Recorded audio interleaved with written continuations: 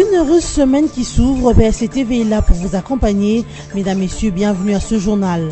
Premier conseil des ministres présidé ce week-end par le président Joseph Kabila.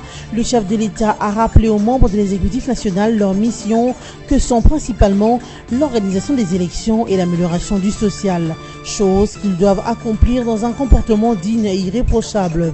Joseph Kabila Kabange a aussi martelé sur le service à rendre à la nation tout entière et non aux partis politiques et aux tribus. Et puis Rabat, capitale de la République du Maroc, accueille ce 22 mai la 25e Assemblée Générale Afrique de l'APEF. Plusieurs délégations, dont du Congo-Brazzaville, de la Côte d'Ivoire, du Sénégal, du Mali, du Bénin et autres sont attendues. La RDC y est déjà depuis le dimanche avec la délégation conduite par son président de l'Assemblée nationale et président en exercice de l'APEF, Oba Minakou, qui dirigera ses assises de 2 jours. Enfin, Clément Kankou serait-il commanditaire des massacres de la milice Kamwina Sampo au Kasaï? C'est en tout cas ce qu'a révélé le magazine américain New York Times avec la diffusion d'un enregistrement audio qualifié et d'une conversation du député national Clément Kankou avec les miliciens Kamwina Sampo. Jusque-là, le député bénéficie d'une présomption d'innocence. Il a cependant promis de s'exprimer sous peu. Les membres de l'exécutif national sont invités à faire preuve d'un comportement digne et irréprochable dans la conduite des affaires de l'État qui leur sont confiées. Le président de la République, Joseph Kabila, qui a montré la voie au gouvernement Tchibala lors du premier conseil des ministres qu'il a présidé ce week-end, leur a également demandé d'éviter les conflits d'intérêts et le népotisme dans la constitution de leurs cabinets respectifs.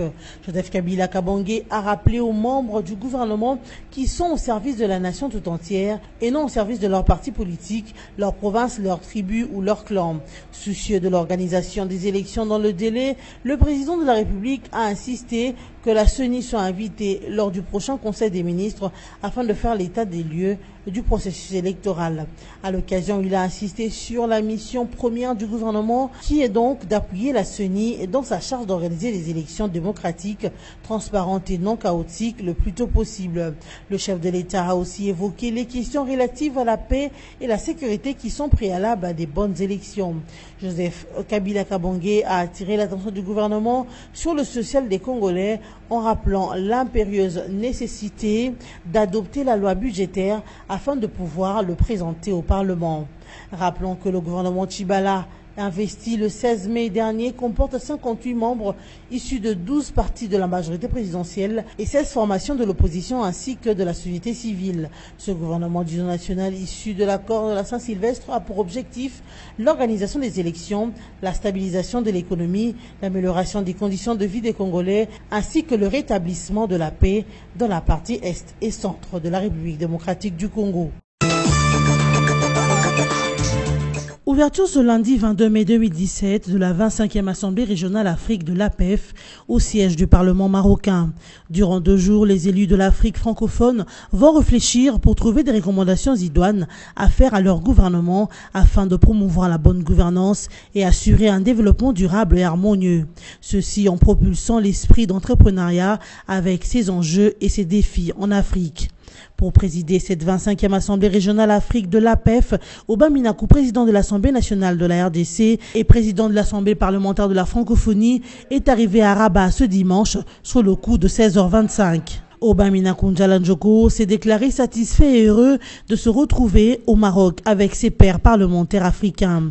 Car, a-t-il ajouté, le Maroc qui signe son grand retour diplomatique en Afrique est un modèle d'engagement pour le développement. Cette 25e Assemblée régionale Afrique de l'APEF connaîtra la participation de plus d'une dizaine de délégations, notamment celle du Congo-Brazzaville avec Justin Koumba, du Sénégal avec Moustapha Niasse, de la Côte d'Ivoire avec Guillaume Soro, du Mali, du Madagascar et du Bénin. La délégation RD congolaise conduite par Oba Minakou est composée du rapporteur du Sénat Moussendou Flore, représentant du président Léon Kengo Adondo, de Geneviève Inagossi, chargé des missions Afrique de l'APEF, ainsi que des députés Patrick Kakwata, Madeleine Moussaga et Tanzi Mandrandel. Il y a lieu de noter que cette 25e Assemblée régionale Afrique de l'APEF est la dernière que présidera Oba Minakou sur son continent en tant que président mondial de l'APEF. En juillet prochain, Oba Minakou, président de la l'Assemblée nationale congolaise cédera son fauteuil au président de l'Assemblée nationale du Canada qui prendra le commande de l'APF lors de la 43e session de l'APF Monde au Luxembourg. Le député national Clément Concours est dans la tourmente après des révélations de New York Times et la diffusion d'un enregistrement audio d'une supposée conversation qu'il aurait eue avec les miliciens Kamwina Nsapu. Le magazine américain New York Times a révélé un enregistrement téléphonique retrouvé dans l'ordinateur de l'experte de l'ONU assassinée Zaïda Katlan, fichier dans lequel quelqu'un fait rapport à Clément Concours sur des opérations en cours. Des documents conservés sur l'ordinateur de Zaïda Katlan établissent que Katlan enquêtait sur le rôle supposé de Clément Concours dans l'incitation à la violence dans la crise au Kasaï. Dans cette partie du pays, l'armée congolaise affronte des miliciens du chef coutumier Kamwina Nsapu, tués en août 2016 dans une opération policière. Clément Concours aurait donc eu des liens étroits avec les combattants de la milice. Pour l'instant, les députés congolais se refusent à tout commentaire lorsqu'il a été contacté par le New York Times. Clément Concours a initialement nié, puis a confirmé avoir été en contact avec les experts avant d'échanger des versions. Non retenus dans le gouvernement Tchibala, les députés Elide Dibaya appelaient étrangement dans une déclaration du 7 avril à une nomination de Félix Tshisekedi au poste du Premier ministre. Pourtant, en mars dernier, Clément Concours a fait défection au rassemblement en rejoignant Patrick Mayombe dans une branche des contestateurs de Félix Tshisekedi. Pour sa propre sécurité, l'armée angolaise a ce lundi 22 mai renforcé sa présence militaire sur toutes ses frontières avec la République démocratique du Congo depuis 2 heures du matin. Cela s'est fait au moment où l'afflux des réfugiés congolais fuyant l'insécurité dans des provinces voisines de l'ancien Kasaï largue de plus en plus de Congolais en Angola. On dénombre au moins 30 000 Congolais qui sont déjà passés de l'autre côté de la frontière angolaise. Les autorités angolaises veulent, par ces déploiements militaires, parer à toute éventualité des suites de cette présence accrue de réfugiés congolais. Il est important de noter que le chef de la diplomatie congolaise, Léonard Tchéo-Kitondo, a été reçu à Luanda, la capitale d'Angola, par le vice-président Manuel Vicente. Ce dernier a séjourné 48 heures en Angola où il a pu visiter les camps de réfugiés, au dire d'un diplomate congolais à Top Congo FM. Ces renforcements des effectifs de l'armée angolaise intervient alors que les États-Unis viennent d'autoriser le Pentagone à vendre des armes à l'Angola. Un accord a été signé quant à ce. Amateurisme, népotisme, tribalisme, mépris, tels sont les quelques-uns de griefs qui ont conduit à la destitution de Jean-Claude Massango Moulongo de la présidence de l'Union pour le développement du Congo UDECO ce dimanche 21 mai. Cette décision émane du bureau politique du directoire national de ce parti. D'après la déclaration du bureau politique, outre les tribalismes et mépris à l'endroit de hauts cadres du parti, il est reproché à l'ancien directeur de la Banque centrale du Congo et autorité morale de l'UDECO le culte de personnalité, le débauchage des opposants et le manque de solidarité entre les membres. En réaction à cette décision, Jean-Claude Massango se dit surpris par cette déclaration. Il qualifie ses auteurs de dissidents et fait savoir que cette décision est nulle et sans effet. J'ai appris par voie de presse qu'un groupe minoritaire au sein de l'UDECO s'est réuni en catimini. Toutes les résolutions prises par ces dissidents sont nulles et non avenues. C'est un non-événement. Dans les prochaines heures, les instances dirigeantes du parti vont en tirer toutes les conséquences dans le strict respect des textes statutaires et réglementaires qui régissent le fonctionnement de l'UDECO. Tous les fondateurs et la quasi-totalité des députés m'ont appelé pour exprimer leur indignation et désapprouver cette fronde. Je réitère ici que l'UDECO, dont je suis le président national, est un grand parti national, membre à part entière de la majorité présidentielle qui soutient le chef de l'État et les actions du chef de l'État, Joseph Kabila Kabange. L'Union pour le développement du Congo, UDECO, est un parti politique membre à part entière de la majorité présidentielle créé par Feu Baudouin Banza Moukalai. Présentation officielle de Monseigneur Ounda Yemba Gabriel, réélu évêque à vie de l'église méthodiste région Congo-Est. C'est le week-end dernier que le prélat de maniement a été présenté lors d'une cérémonie à la cathédrale centenaire de l'église protestante du Congo en présence de plusieurs personnalités politiques dont le représentant du chef de l'État, Lambila, et les fidèles méthodistes. C'est ainsi que le président de la République tient à les accompagner. C'est de l'encourager à continuer dans la ligne qui est celle de l'église méthodiste. Une ligne qui a toujours été celle d'être à côté de ceux qui travaillent et de les accompagner dans le travail social. Après avoir reçu un marteau symbolisant la présidence de la conférence de l'église méthodiste unie au Congo, Monseigneur Gabriel a procédé à l'installation de Monseigneur Lungé Onachuyaka Daniel, élu évêque résident et représentant légal de la région Congo central dont Kinshasa fait partie. Par ailleurs, lutter contre les antivaleurs, informant l'élite de demain qui craint le Seigneur, c'est la mission que s'est assignée Monseigneur Gabriel Ounda Yemba. Nous sommes en train de lutter contre tout ce qui est en train de détruire notre pays. Les problèmes de haine, les problèmes de guerre, les problèmes de désordre, tout ça, nous disons, nous ne voulons plus cela parce que nous avons beaucoup souffert. Il faut que le peuple congolais, il faut que nos fidèles vivent bien, parce que quand les fidèles vivent bien, nous aussi nous allons vivre bien. Nous recevons de ce qu'ils ont, mais s'ils n'ont rien, comment est-ce que nous allons vivre? Donc notre devoir maintenant, c'est de former l'élite de demain qui doit craindre le Seigneur Jésus-Christ et qui doit fuir le mal. Pour le professeur Yvon Ramazani, représentant de la famille de Monseigneur Gabriel Ounda, cette réélection est une joie immense pour la famille, malgré l'absence de Madame Ounda, la personne qui a été aux côtés de Monseigneur Gabriel toute sa vie durant et que le Seigneur a rappelé auprès de lui. Ce qui m'a fortement touché, c'est l'évangile de l'évêque et la façon dont l'église est organisée. Et mon frère est devenu évêque à vie et pour moi d'abord c'est la joie familiale, mais il y a sauf un petit trou noir, c'est la personne qui l'a accompagné toute la vie, que toute notre famille on a beaucoup aimé, c'est son épouse qui est absente aujourd'hui, mais c'est Dieu qui donne et c'est Dieu qui a pris. Quant aux enfants Ounda, seule la prière pourrait aider leur père à bien assumer sa tâche. Maître Germain Ounda est l'un des fils de la famille. C'est une très grande responsabilité parce qu'il gère la conférence du Congo-Est et la République centrafricaine. Et c'est une grande étendue et c'est une très grande responsabilité. Nous prions que Dieu puisse l'aider à assumer ses charges. Et les grandes responsabilités qui lui sont confiées, c'est lui de présider le collège des évêques au niveau de la conférence centrale du Congo. Implantée en RDC en 1914, la communauté méthodiste unie est née au XVIIIe siècle en Angleterre et a été ensuite transportée aux États-Unis d'Amérique. Elle est la 28e communauté de l'Église du Christ au Congo. Présentation du spectacle Isola Isombote par le ballet Wonderful Group le samedi 20 mai 2017 au restaurant Quick Poulet grâce à la structure Congo Culture Time.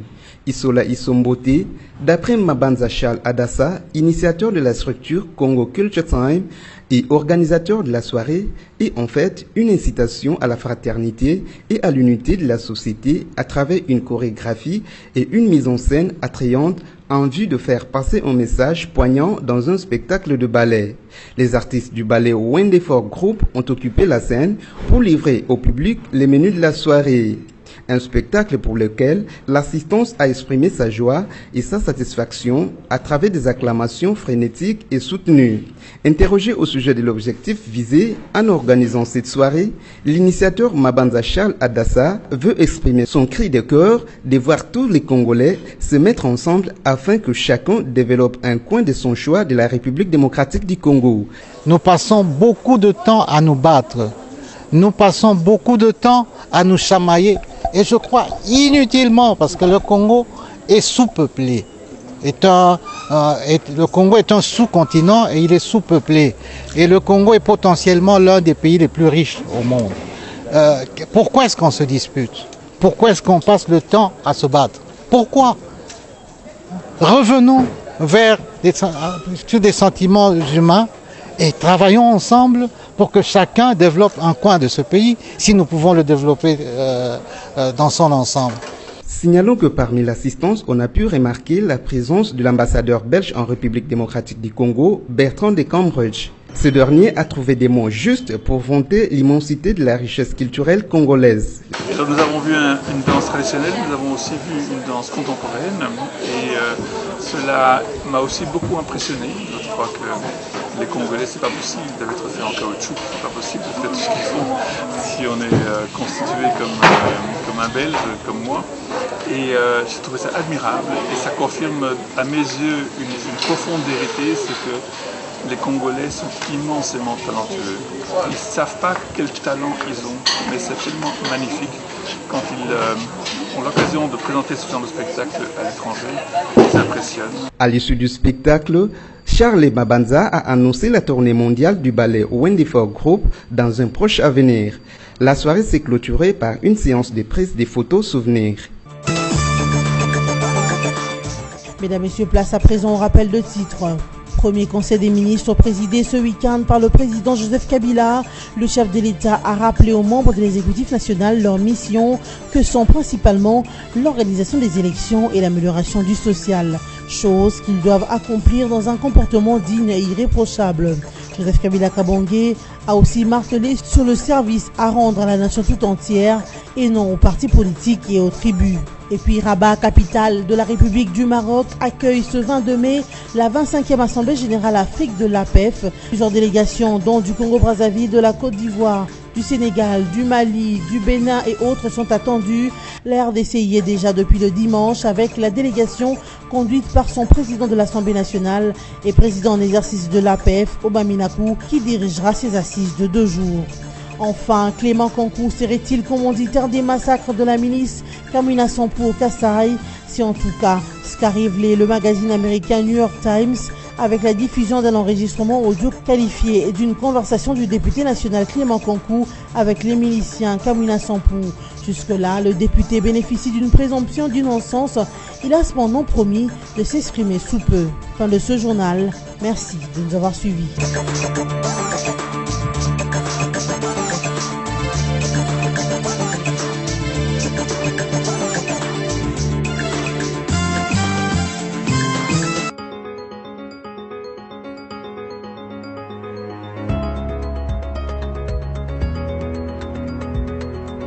Bon lundi à tous. L'actualité des médias en ligne est dominée par le premier conseil des ministres et ses retombées, mais aussi l'affaire complicité du député national Clément Kankou avec la milice Kamina Sampo. Forme de Zas écrit, lors du premier conseil des ministres tenu sous sa direction, le Raïs appelle les membres du gouvernement à la probité morale. Le président Joseph Kabila a montré la voie au gouvernement Tchibala. Lors du premier conseil des ministres tenu le samedi 20 mai sous sa direction, le chef de l'État a invité les membres de l'exécutif national à faire preuve d'un comportement digne et irréprochable dans la conduite des affaires de l'État qui leur sont confiées. Il leur a également demandé d'éviter les conflits d'intérêts et le népotisme dans la constitution de leurs cabinets respectifs. Il a également rappelé aux membres du gouvernement qu'ils sont au service de la nation tout entière et non au service de leur parti politique, leur province, leur tribu ou leur clan. Soucieux de l'organisation des élections dans le délai, le président de la République a insisté à l'occasion pour que la CENI soit invitée lors du prochain Conseil des ministres afin de faire l'état des lieux des préparatifs des élections. Ce, en insistant sur la mission première du gouvernement d'appuyer la CENI dans sa charge d'organiser des élections démocratiques, transparentes et non chaotiques le plus tôt possible. Les questions relatives à la paix et à la sécurité préalables à des bonnes élections n'auront pas non plus échappé au chef de l'État qui a attiré l'attention du gouvernement sur le social des Congolais en rappelant l'impérieuse nécessité d'adopter la loi budgétaire afin de pouvoir le présenter au Parlement. Kabila parle, ça bouge au commerce extérieur. RDC, Jean-Lucien Boussa passe à l'attaque, fait savoir la prospérité. Jean-Lucien Boussa Tongba, l'épée de Damoclès à la main, entend se lancer dans un véritable nettoyage des écuries d'Ogias au niveau du commerce extérieur, devenu depuis son investiture le 16 mai dernier son tout nouveau secteur d'attache où il est une fois de plus confirmé ministre d'État. Entretien exclusif, vision claire, message saumâtre et dans sa foi, Jean-Lucien Boussa croit, dur comme fer, qu'il laissera les traces indélébiles comme il a fait d'ailleurs au plan jusqu'au jour de la remise reprise où il y a transmis le faillon à son successeur Modeste Bahati. Aujourd'hui plus qu'hier, il s'engage à relever les défis du commerce extérieur de la RD Congo. Mais par où va-t-il commencer? Que fera-t-il exactement? De deux choses, l'une sera collée à l'autre. D'abord dresser l'état des lieux, puis passer aux actions concrètes.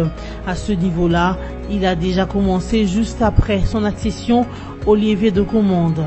Il multiplie des réunions de prise de contact et donne des orientations directrices sur la conduite à tenir pour se mettre au pas des priorités du nouveau gouvernement et plus particulièrement du commerce extérieur, conformément aux missions sur lesquelles le chef de l'État a insisté lors du premier conseil des ministres le samedi 20 mai dernier. Et au sujet de l'affaire Clément Kankou, Courant Virtuel note, affaire Kankou-Kassai, des révélations qui clarifient tout. Pour le site, les révélations de New York Times sur l'implication du député national Clément Kankou dans les tueries perpétrées pendant plus de 7 mois dans l'espace kassaïen ont le mérite, au-delà de le mois que cela suscite, de jeter une nouvelle lumière sur la vraie nature de ces événements par rapport à toute la surenchère qui l'entourait tant à l'intérieur qu'à l'extérieur du pays. D'une manière générale, ces tueries étaient largement attribuées à des initiatives du pouvoir et pour justifier ces allégations, il était avancé qu'il s'agit par ces actions de créer des conditions de retardement des élections afin de permettre au régime de se pérenniser aux affaires. Ces révélations ont en effet le mérite d'en corroborer d'autres, dont celle de la mission des Nations Unies qui faisait état de l'implication à partir de Kinshasa de certaines personnalités originaires du Kassai dans les tueries qui s'y perpétraient. Les mêmes sources ont réitéré cette observation après l'assassinat de 2 experts onusiens, tandis que de son côté, le gouvernement n'a jamais cessé de faire état de l'implication des mêmes personnes. Qui tiraient et tireraient encore des ficelles à partir de Kinshasa.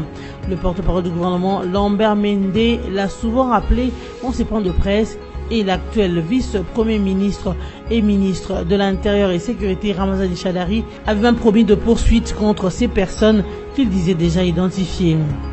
Dans le même sujet, actualité.cd écrit Kamina Sampou, cité comme commanditaire, Clément Kankou promet de réagir aujourd'hui. Le député national Clément Kankou promet de tenir une conférence de presse ce lundi 22 mai 2017 pour donner sa version des faits sur les enregistrements téléphoniques compromettants qui lui mettent en cause au sujet de l'affaire Kamina Sampou. Samedi 20 mai dernier, le magazine américain New York Times a dévoilé certains documents retrouvés dans le matériel de travail de Zaïda Catalan, l'un des 2 experts de l'ONU tués dans le Kassai. Parmi ces documents, il se trouve certains enregistrements qui attestent que le député Clément Kankou coordonnait des tueries au sein de la milice Kamina Sampou. Mais selon certaines sources, ces enregistrements dévoilés datent du 8 août 2016. Clément était dans la délégation des députés dépêchés au Kassai pour convaincre le chef Kamina Sampou à cesser la rébellion. Ainsi se termine cette revue de presse. Merci de nous avoir suivis.